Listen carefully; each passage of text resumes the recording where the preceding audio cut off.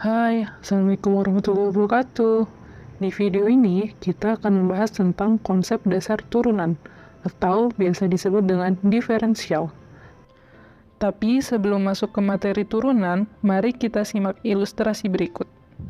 Kalian tahu Gunung Everest nggak? Gunung Everest merupakan gunung tertinggi pertama di dunia loh. Tapi apakah Gunung Everest termasuk gunung tersulit untuk didaki? Faktanya bukan. Ternyata gunung tersulit didaki adalah gunung tertinggi kedua, yaitu Gunung K2.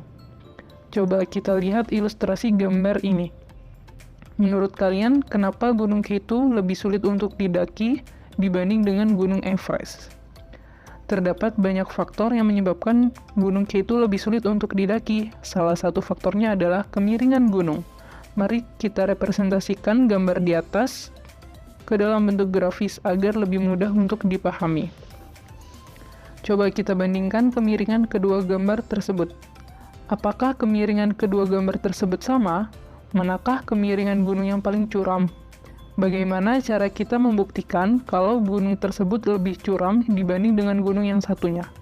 Untuk membuktikannya, mari kita pindahkan satu sisi gunung. Jika kita amati, terlihat perbedaan kemiringan kedua garis di atas.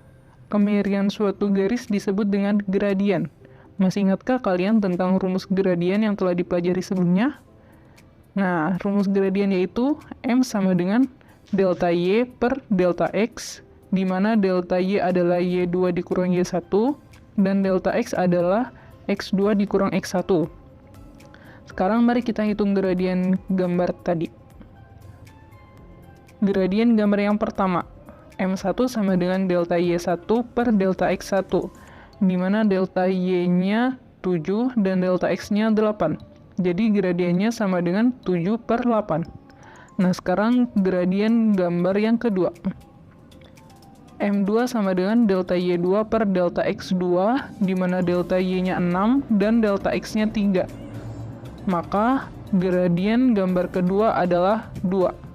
Berdasarkan hasil gradien di atas, dapat disimpulkan bahwa kemiringan Gunung K2 lebih besar atau lebih curam dibanding dengan Gunung Everest. Sekarang kita bicara tentang sebuah kurva. Coba perhatikan kurva berikut ini. Bagaimana kita mengetahui gradien dari sebuah kurva yang tidak linear, di mana bukan merupakan sebuah garis lurus nih? Nah, di video ini kita akan mengetahui bagaimana turunan akan membantu kita dalam menyelesaikan permasalahan ini. Sekarang kita coba representasikan kurva ini ke dalam bentuk aljabar, yaitu Y sama dengan Fx. Di kurva ini dapat kita lihat bahwa gradien di setiap titik pada kurva itu berbeda-beda, tergantung nilai X-nya berapa. Sekarang kita coba bangun sebuah formula untuk menentukan gradien dari fungsi ini. Misal kita ambil titik X-nya di sebelah sini. Maka titik Y-nya didapat dari substitusi nilai X pada fungsi Y sama dengan Fx. Jadi di sebelah sini adalah Fx. Nah, sekarang kita ambil satu titik lain, di mana titik ini mempunyai jarak sejauh H dari titik pertama. Maka titik ini berada di koordinat X plus H. Lalu kita substitusikan lagi nilai X-nya kepada fungsi Y sama dengan Fx. Maka kita dapatkan Y sama dengan Fx plus H.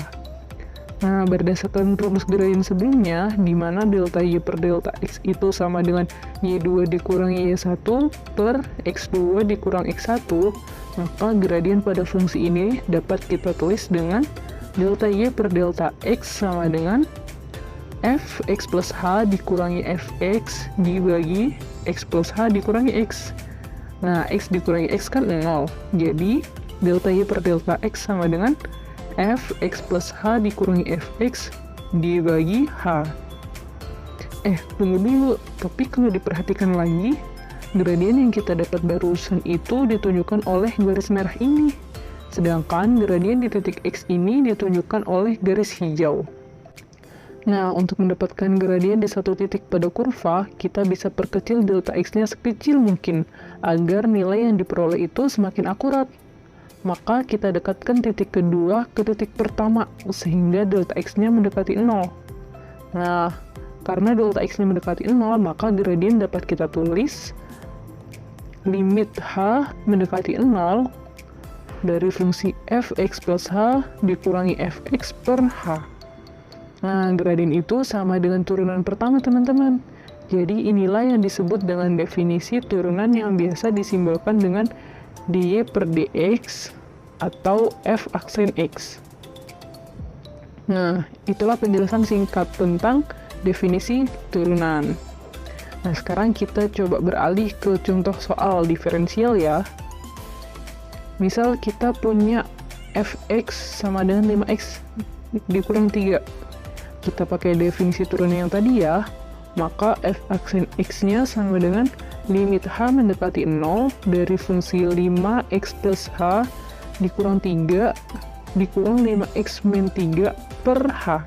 Kita operasikan secara distributif, jadi limit h mendekati 0 dari fungsi 5x plus 5h min 3 min 5x plus 3 per h, lalu kita sederhanakan, maka hasilnya menjadi limit h mendekati 0 5h per h. H bisa kita bagi dengan h, maka f aksen x sama dengan 5. Inilah jawabannya. Sekarang kita lanjut soal yang kedua. Jika kita punya fx-nya sama dengan x kuadrat plus 3x, maka f aksen x-nya sama dengan limit h mendekati 0, x plus h pangkat 2 ditambah 3 dikali x plus h dikurang x kuadrat plus 3x dibagi sama h. Lalu sama seperti tadi, kita operasikan dan sederhanakan menjadi limit h mendekati 0, 2xh plus h pangkat 2 ditambah 3h per h. Selanjutnya, kita faktorkan dengan mengeluarkan h-nya. Sehingga kita bisa membagi h dengan h. Terakhir, kita substitusikan nilai h-nya dengan 0. Maka hasil turunan dari fx adalah 2x plus 3. Selesai deh materinya. Semoga video ini membantu ya. Kalau ada yang mau ditanyakan, boleh langsung tulis di kolom komentar. Jangan lupa mengerjakan latihan ya, agar semakin paham dengan materi turunan dalam berbagai variasi soal. Good luck. Wassalamualaikum warahmatullahi wabarakatuh.